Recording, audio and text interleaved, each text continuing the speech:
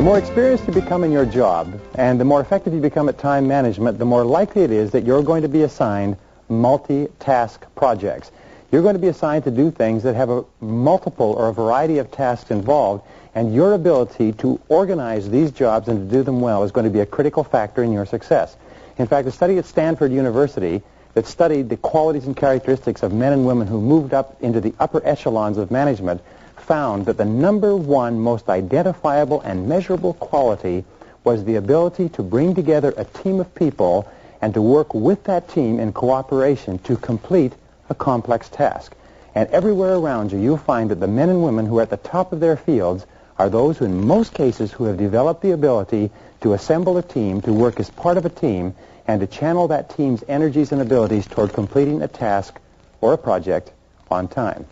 Now, when we talked a little bit earlier, we talked about the importance of time management, about the importance of setting goals, and the importance of setting priorities, and the importance of getting yourself organized and getting things done. Now, this all comes together in the multitask job. Look around you and ask, what are the multitask jobs that you engage in? Even something like planning a party is a multitask job. Producing a newsletter is a multitask job. Making a decision on a new piece of equipment might be a multitask job. So you will find yourself surrounded by multitask jobs, and the importance of your work is determined by the number of multitask jobs you do. One of my favorite lines is the line from the Bible that says, "O good and faithful servant, you have been master over small things, I will make you master over large things." What this means in the world of work is that if you become a master over complex tasks, you're going to have an opportunity to work with much more complex tasks and be paid much more for it. Now, the second key is that planning and organizing skills are the core skills of success in management. The ability to plan and organize your own work, then to plan and organize the work of one more and two more and several other people is absolutely essential to your success. And your ability to plan and organize effectively and well all comes to bear in these complex tasks. So here's how you perform a complex task. Here are the basic rules. Number one, define the ideal results. Define the ideal results. Ask yourself, if we performed this task to distinction, what would the result look like? What would the result accomplish? What would the result achieve? And define the ideal result point of view of the person or persons who have to use what this team produces. If you're producing a product, say, what would our customers say if we produced the perfect product? If you're putting together any kind of a strategy, just always say, what would be the ideal results? And here's the key. Start with the goal and work back. Start with the goal and work back. This has been the key to successful business building and project management for years. Define the goal and work back from the goal to the present time. Well, point number 4 is to set a deadline. Once you've determined exactly what the ideal project will look like, set a deadline and determine the date upon which the project will be complete. One of the things that I suggest, by the way, is build in a fudge factor. If the project is important, and the more important it is that you build in fudge or extra time to provide for unexpected exigencies. Number 5, once you've set a date and a deadline and you define the goal, make a complete list of everything that has to be done, every single activity that has to be completed in order to complete the job. Start with the very last thing that will happen just before the job is done. What's the second to the last thing? What's the third to the last thing? And work all the way back to the present day to work out a complete list of every single activity so that you have a roadmap. When this roadmap is complete, the job will be done in its entirety. Number 6 is ask yourself, what additional information will you require? What is it that you don't know right now? And make getting that information a task. Put it down as a task, as one of the things that has to be done. Also, when you put it down as a task, you will assign a timeline to that task, and you will design your entire project so that getting that piece of information becomes a critical part of it. Number 7 is determine your limiting step. Now, the limiting step concept we talked about a little bit earlier. I want to talk about it again. It's called your choke point. The choke point has one simple definition. It determines the speed at which you get from where you are to where you want to go. So ask yourself, what is the limiting step that determines the speed at which we complete this project? What is the limiting step that determines how fast we get from where we are to where we want to go? What part of the project takes the longest? Very often, the part of the project that takes the longest becomes the determining factor in how long it will take to finish the whole project. So ask yourself, what is our limiting step? And then ask yourself, what can we do to alleviate this limiting step? Is there anything that we can do to speed things up?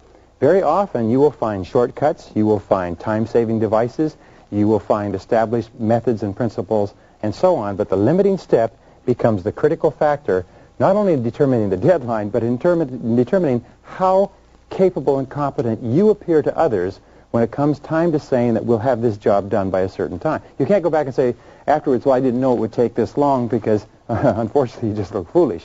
All right, number 8. There are 2 ways to organize a multitask project. The first way to organize the project is what is called sequential, the sequential way.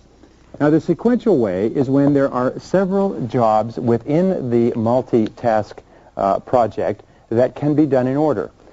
First one can be done, and then the second can be done, and the third can be done, so that each of them are sequential, but each of them requires that the previous one be done first.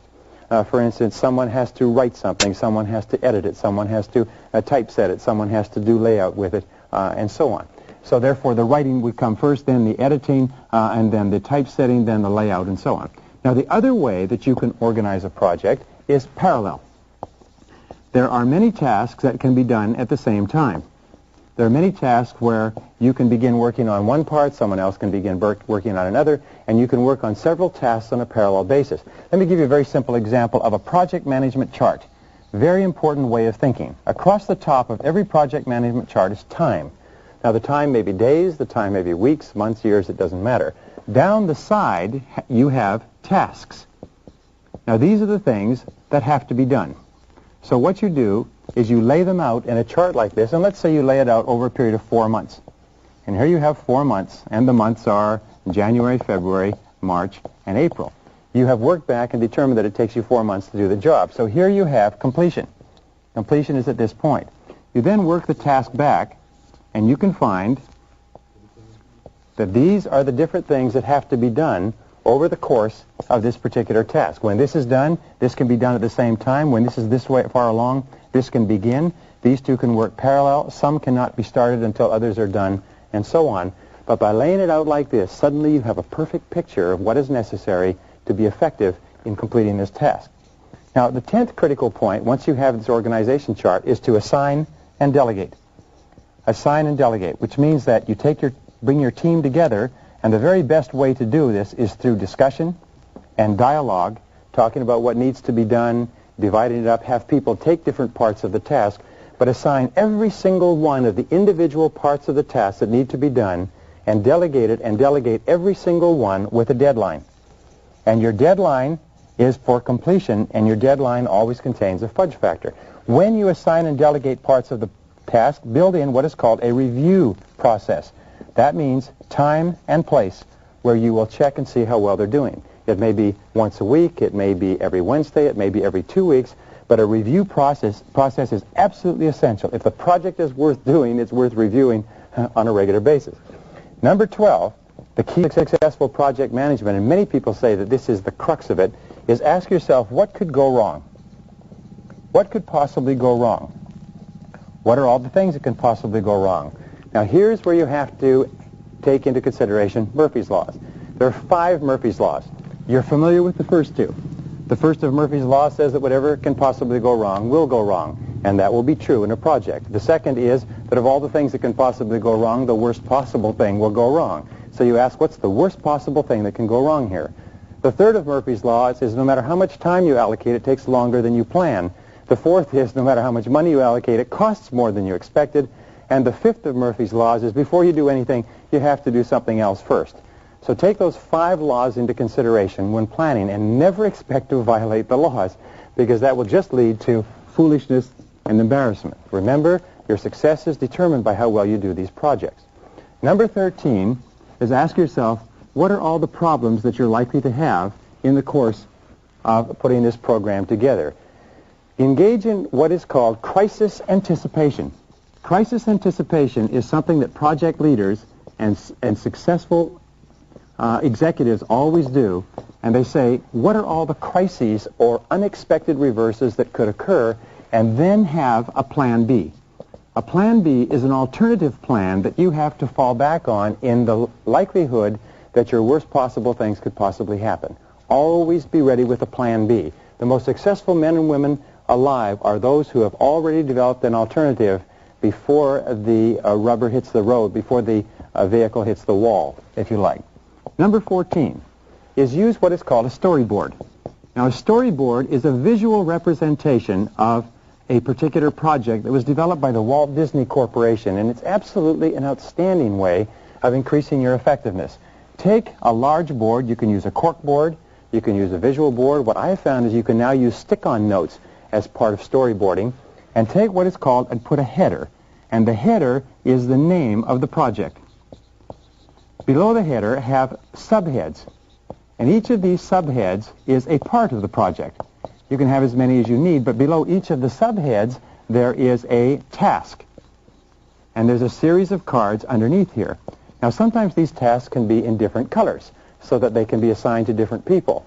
And what you do is you then put pictures up here, and these pictures or these numbers or these tasks can then be moved around. They can be moved around so that you have more under one or you have larger ones under another, but you have a visual picture of how the project goes together. Sometimes you can have a storyboard that shows them in sequence, and these will be timed sequence. These may be months. These may be people. These may be particular project areas. But storyboarding is a very powerful way for everybody to get a visual picture of what you're trying to accomplish and then to contribute ideas to this visual picture. Now, the 15th key with regard to project management is the type of problems that are likely to occur. The first problem is expecting everything to go well. Expecting everything to go well and not expecting there to be any problems. And we find that the very best people are the ones who are always aware that they'd like to have difficulties. The 16th is trying to do too much at once. Trying to hurry. Trying to do too much at once because you fall behind. The third key that you have is not allowing enough time to complete the project because you didn't realize that it would take that much. Now, finally, the last key, and it's one of the most important rules of time management, I call it Tracy's Law. Now, Tracy's Law, it's because nobody's ever seen this but me. And Tracy's Law says that the difficulties of performing any task increase with the square of the number of steps in the task. By difficulties, I mean the cost, or the potential cost, the potential problems, and the potential time involved. Let me give you an example. If a person is going to do a single task that is just one step, you are going to pick up the telephone and call. All right, that has a square of 1, which means, let's put this down here, square of 1. This means that the square of 1 is 1. The simplicity of the task is at a level of 1, or what we call the complexity. It's Tracy's Law of complexity. Now, if there are 2 steps to it, then you have 2 steps, but it's 2 steps squared. So now the level of complexity, which means the potential cost, potential problems, and potential time involved, goes to 4. If there are 3 steps involved, 3 steps squared will be 9. So the potential complexity, or the length of time, the potential cost, the potential problems, it doesn't mean that they will all occur. It means that the potential for them goes up with the square of the number of steps. And if you go to 4 steps, and that's squared, it's 16. If you go to 5 steps and that's squared, it's 25. Now, what does this mean? It means that if you can simplify by going from 5 steps to 4, you reduce the complexity from 25 to 16, which is almost 50%. So it's an extraordinary, extraordinary difference. Always, always, always in large projects, simplify, simplify, simplify. Simplification is the hallmark of the superior human being, of the superior executive. Let me just end with this one critical point, and it's this, is that your ability to manage multitask projects is the core skill where the essence of everything that you know and all your abilities come together. Your intelligence, your planning ability, your organizing ability, your personality, your knowledge of your field, everything comes together in managing multitask complex. And the more and the better you do of it, not only the more results you'll get, the more money you make, the happier you'll be, but the more successful you'll be in every single part of your life.